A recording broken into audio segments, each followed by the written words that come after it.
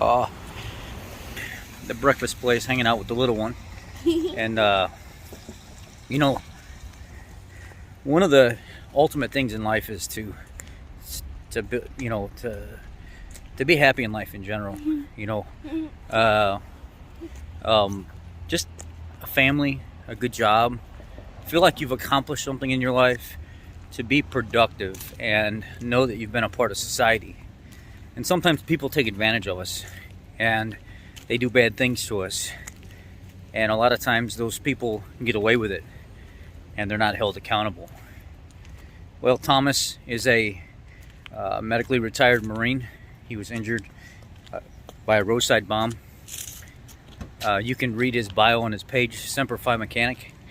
And I'm a Army vet, injured, retired medically, and same boat. So this kind of hits near and dear to me.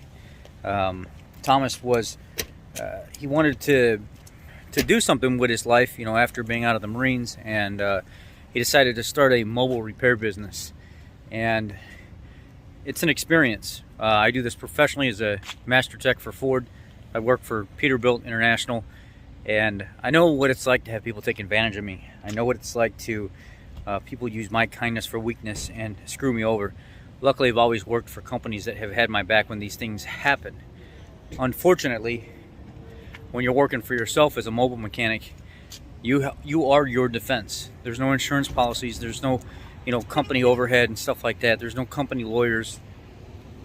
Recently, he was very, very clear with a customer that he had some kind of timing component issue, and they had talked about repairs. This is just me paraphrasing what happened. I'm not going to be as good at telling it as him, but I want you to hear his story. I want you to see the video yourself. And he explained to the gentleman that if I get into the motor, I don't want to just put timing chains in it. I'd like to do the job correctly. Me being a Ford technician, and this being a Lincoln product, or Ford motor, pretty sure it was a Lincoln, and 3.5 liter, guides, chain, water pump, do all of it while you're in there in one shot, save yourself the money. The customer decided that they didn't want to do that. They wanted to go the cheap route and just do chains only. He strongly recommended against it, had the customer sign paperwork, and still, even after the customer declined everything, you know, he did the work. He did what the customer was paying for.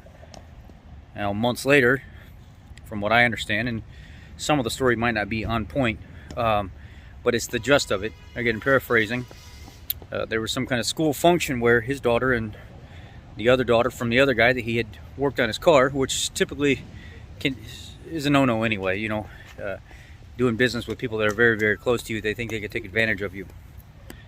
So you get in those hairy situations when you try to help and do work for people you know, and sometimes they try to use that to their advantage. So while at a school function, he said he had noticed that the guy kind of, I don't know if the eye contact was off, there was something just off about the way he was looking, like, you know, I just got your vehicle up and running for you and working fine, and all of a sudden it seems like this guy's got some kind of problem with me and didn't know what it was. Come to find out, the lawsuit shows up in the mail. Checking the date and stuff like that on a Saturday, whenever it shows up in the mail, you're kind of screwed at that point because the court date already passed. So now trying to play clean up and pick up and trying to defend himself to go the proper route, he's going to be out money. He's going to win the court case, I'm sure of it. He's going to win the judgment against the plaintiff, and they're going to see that the paperwork was signed. The customer decided to do the work half-assed instead of doing it the right way, and this guy indeed is being a dirty prick about the whole entire situation. I want to share his story with you because I want you to see the type of stuff that we have to go through as technicians when people use us. Typically the customer gets their way.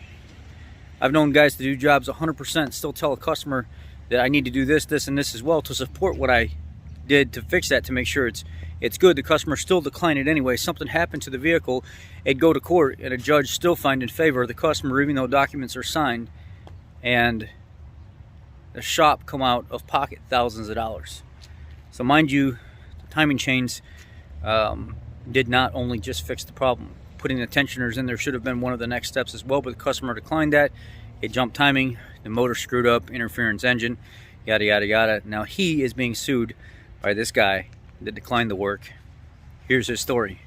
Thanks, Thomas, for your support to this country.